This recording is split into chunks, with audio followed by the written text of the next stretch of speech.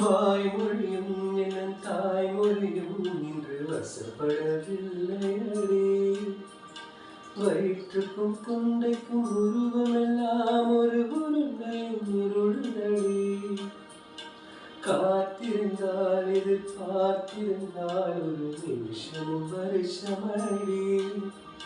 கண்கள் எல்லாம் உன்னை பார்ப்பது போல் ஒரு கலக்கமும் தோன்றுதடி.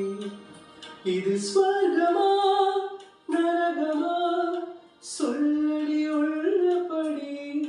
நான் வாழ்வதும் வெளிக்கொண்டு போவதும் உன் வார்த்தையில் உள்ளதடி. என்னவளே அடி என்னவளே என் இதயத்தை துளைத்து விட்டேன்.